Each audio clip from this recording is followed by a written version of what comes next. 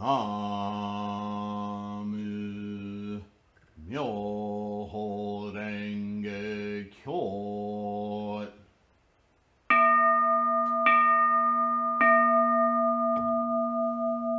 나무 묘호랭개교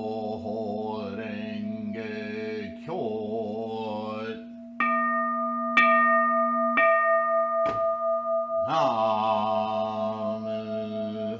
묘호랭개교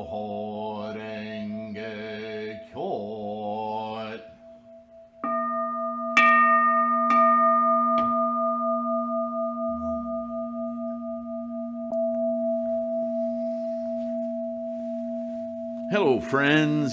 Namo Myoho Renge Kyo. Thank you for being here. I hope this video podcast finds you healthy. I really do these days. That's on my mind a lot. So I hope you're all doing well and taking care of one another and safe and secure. We live in very unstable times.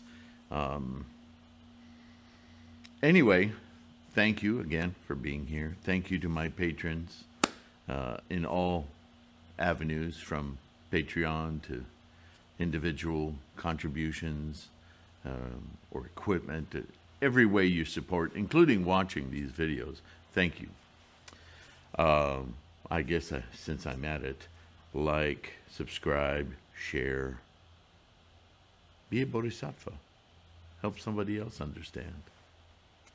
All right, I haven't posted in a few days, and I feel like maybe I need to apologize for creating suspense, if I can say that.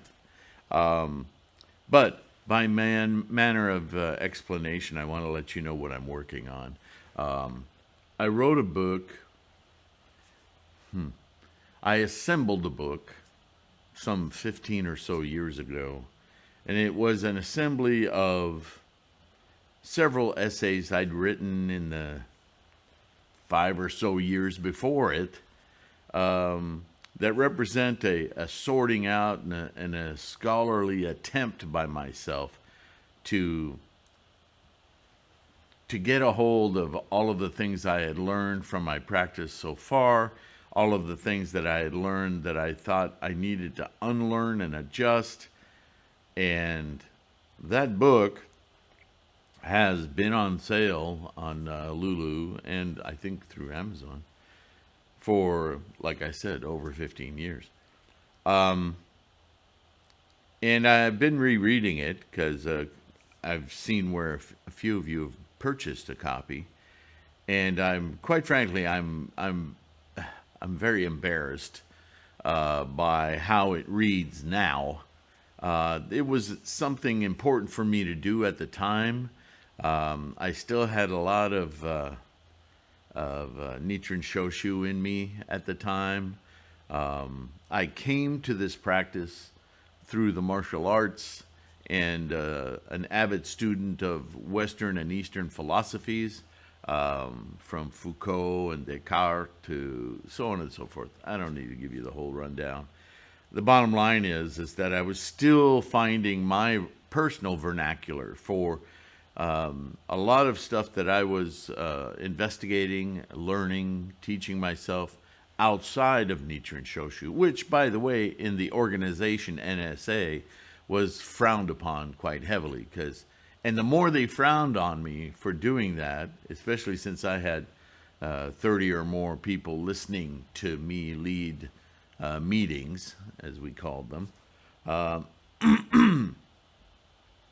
I was always at the headquarters in Santa Monica, talking to, I won't name names, but leadership in California.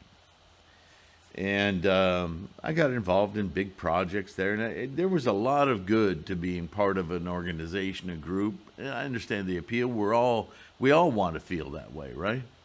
Unfortunately, the politics, the machinations of rhetoric, and too often running into two things were bothering me a lot was the idea that Buddhism was like Aladdin's lamp, and by chanting, you could get stuff. That just annoyed me to no end. And I tolerated it because there were other things that were, as I said, I didn't come to Buddhism completely ignorant. I'd been around Japanese and Chinese martial arts and thinking and people. And there were a lot of things I admired about the discipline and the learning and how you can cultivate your being into something more. That was instilled into me since I was a very young child. So Buddhism presented a door that I hadn't fully investigated.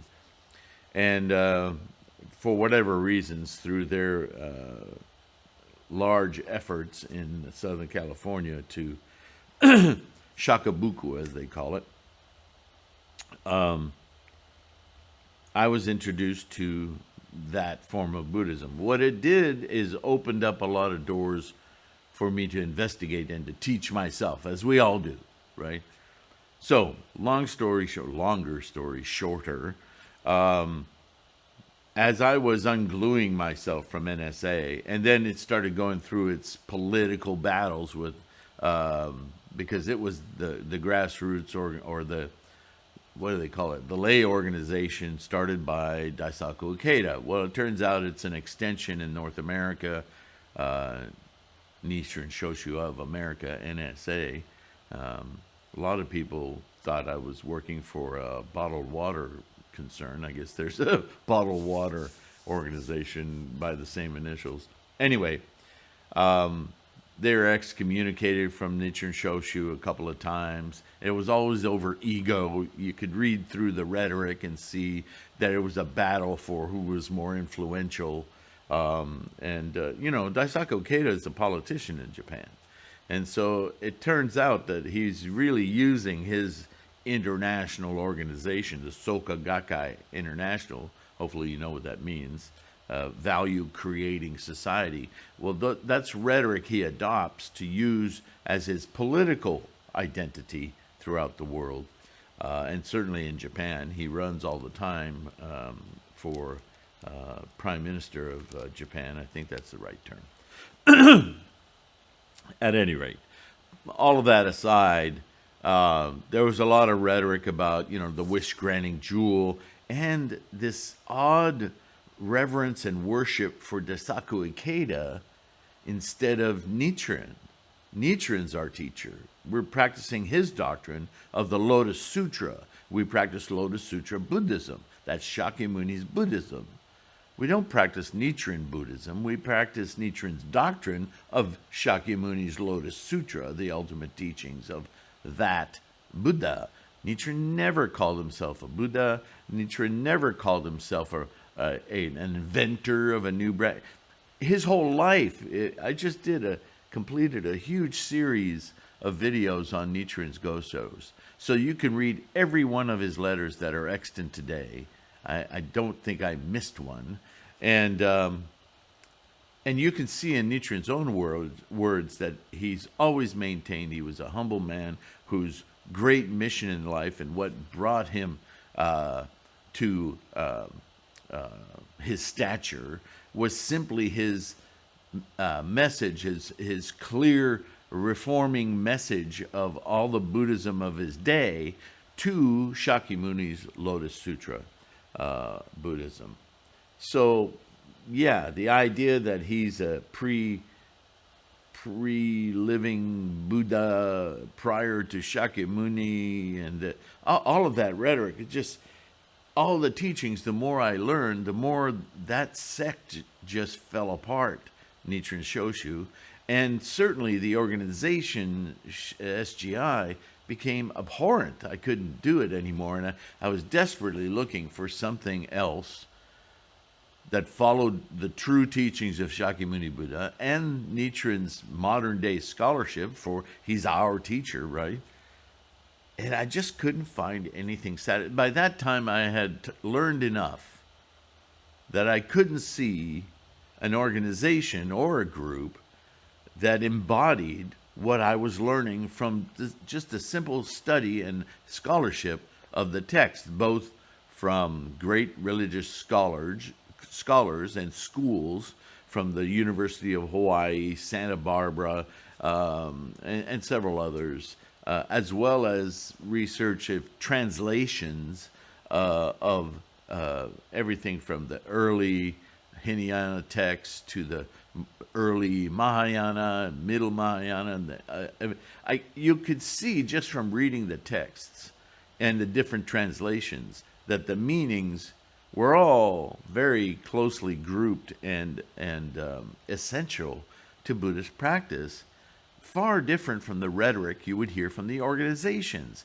And so I made up in my mind that this is just a rule of mankind, whether it's Buddhism or Catholic or Nabisco or Canon, I've worked at large corporations. They all work the same way.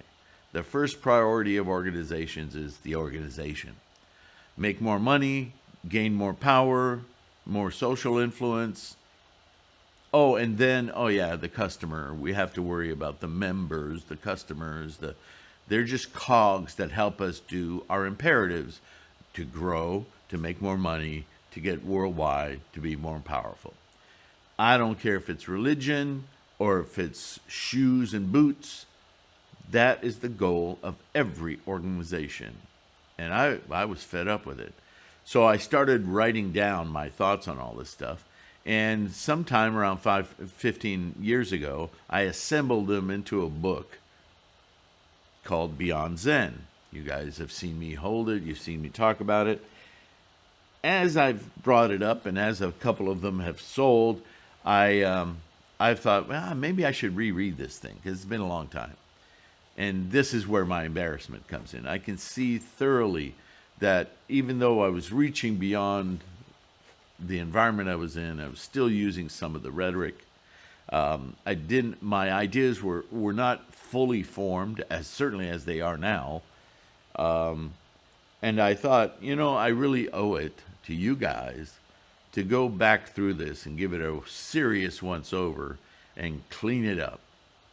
And so actually you could help me with that. I've been working on that and as humbly as I can, working on it to clean it up, to make it make more sense. Not that I don't know how good I am at that, but one of the things that crossed my mind today, two things actually, that I want to talk about on this video, and so I'll try not to make it, we're already 12 minutes into it. I don't want to make this an hour-long video. So, first point, I'm rewriting this whole book, Beyond Zen, to reflect with much more clarity what I think I was thinking then, but more importantly, to clarify my thinking now, which is more relevant, on everything I have in that book. So that's the one thing.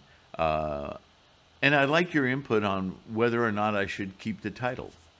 Maybe I should just junk the book altogether and call it something else. That can be good, it can be negative. There's a track history to this that I think is kind of fascinating. But, it doesn't really mean anything. I'm not attached to the title. It was clever at the time. In the place I was, because there was a lot of, in Southern California, it's a place of fads, constant fads. And so if you say you're a Buddhist there, more often than not, people will think you're a Zen Buddhist. That's all they know as Buddhism. And I was tired of hearing that because I understand the limitations of Zen. I was a martial artist since I was 2 years old. So I heard a lot of Chan Buddhism, a lot of Nembutsu Buddhism. So all of these terms were very familiar when I started practicing Nichiren doctrine, right? So I had to get these things washed out of my head and clear. So this book was an assemblage of all those kinds of thoughts. One of the things that was very inculcated into my thinking, and in a way still is, although I think I have a clearer distinction, I don't know. Anyway, to become a master, to be named a master, to be considered a master in any endeavor in the humanities, not just the martial arts, but other liberal arts, I guess we would call them. In Eastern cultures, is we have a saying in the West. What is it? Practitioner of many, master of none, that kind of thing. This kind of is flip flopped a bit in the East, and I prefer it. I remember telling somebody, they said that to me, that I was a master of none. And I said, but do many things. And I said, yeah, but I do many things well. Not everything to its utmost, but I do many things well. And to be honest with you, I've never met a true master, certainly in the martial arts, that didn't also excel at several other things. In fact, I later found out through study that you simply aren't known as a master. In other words, that's a position that's given to you by the society at large.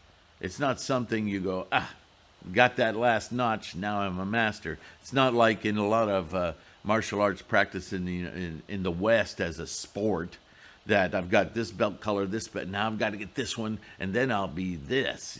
That can be blown apart easily by something, I believe, not Jet Li,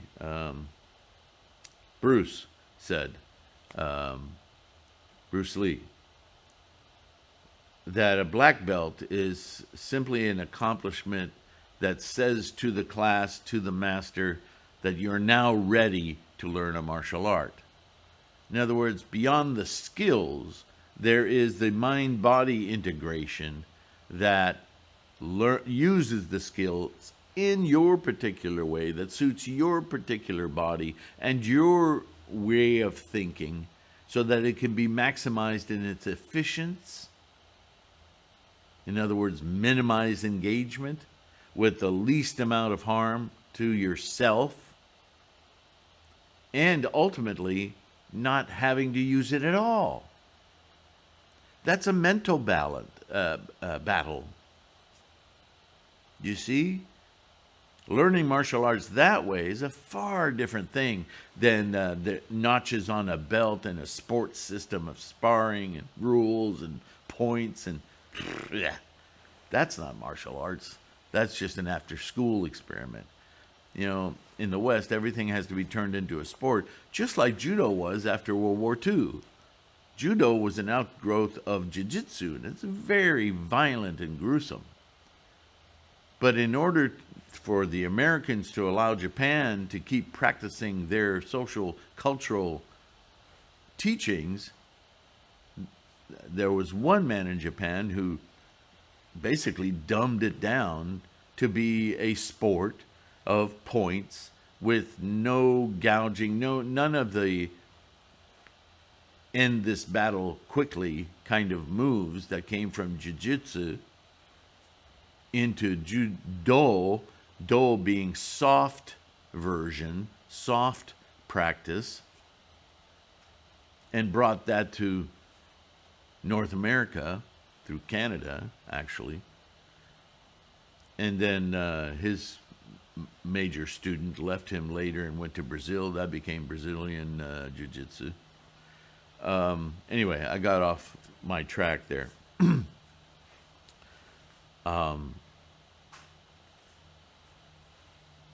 One of the things I talk about in this Beyond Zen is not only Shakyamuni's Buddhism, Nichiren's, Bodhisattva Nichiren's present-day teacher for our practice, and of course Lotus Sutra. That's the center of the book. But I also have some chapters dedicated to the development of what I call an excellent being.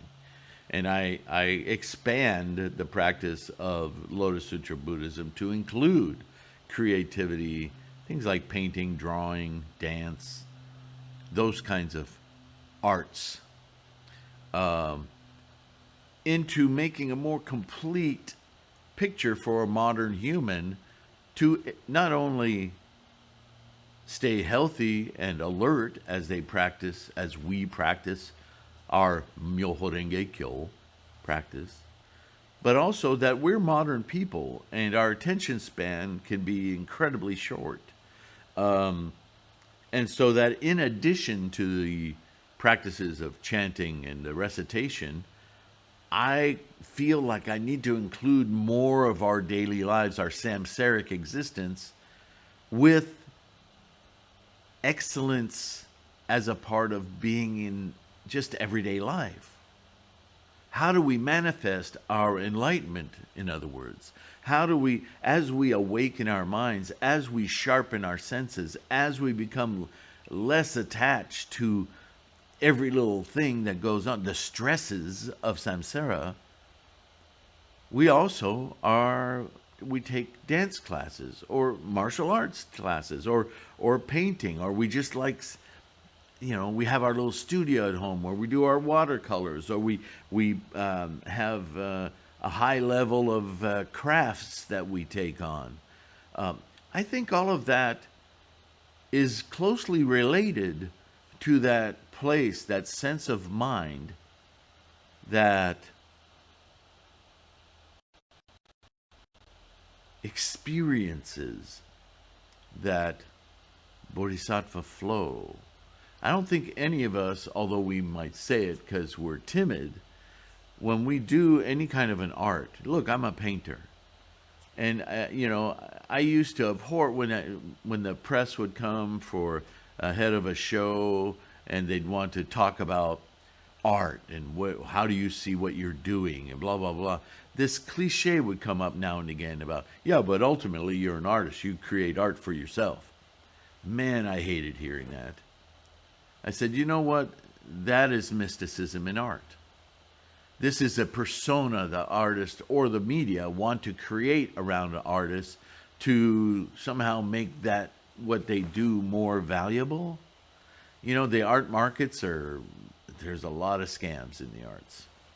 And a lot of it involves creating this false narrative, this false idea. It's like deifying a painter or a sculptor or a boat builder, whatever. And it's disgusting. I know every time that I create something in paint, and look, I'm a figurative artist, so I know with every stroke that somebody's going to be looking at that. So for me to look you straight in the eye and say, no, I just did this for me, come on. I have that image in my head and it changes constantly and I have it every day. That's all I need. Why put it to paint? Why document it? So I can look at and admire my own work? Come on. We all have an audience in mind. We're social creatures. So I don't care if you create little flowers out of, homemade paper and make little compositions. You're making it for others to experience. And you see, I see a real alignment of mind with the bodhisattva in that. Is that we're trying to create joy in other people's lives. And I don't see that as completely outside of Buddhism. Yes, I understand. You're never going to reach enlightening or awakening from a pretty painting or an ugly painting. It's transformative. It's inspiring. It questions things. It makes your mind go to work. And I think I occasionally have shows here in the school, not only to encourage other people to paint, which I love to do, but also to demonstrate how different people experience the same thing. And I think that's a teaching point, a learning point, if you will, that allows us to consider how we manufacture our opinions about things, which leads to how we're attached to certain ways of thinking or understanding the world we're in, our own experience. So to me, it's a very strong teaching tool, self-teaching as well as other, about the very mechanisms we're wrestling with in our Buddhist practice. So I can kind of actualize the inspiration that I felt and the life condition that I felt this morning after Gangyo, and I can take that into my world, and I can see how I respond to the canvas or an image, how quickly it takes me away from that, or how quickly it takes me to another realm of being, which worlds I inhabit. So it's teaching me about Buddhism, but I'm painting. And when I'm done, I can look at it, and sometimes I'm surprised. Wow, where did that come from? Oh, that was a great accident. I know that came through me too. So what can I learn from a Buddhist perspective about what's going on in this samsaric mind of mine? And how are other people going to respond? Usually completely differently. And that's fascinating. But it's also a shakabuku moment, a shoju moment, I'll call it. Right? Sorry. Yes, I know. Okay. So, did I say everything I wanted to say? So, I'm working on the book. You can offer me a yay or nay on keeping the title.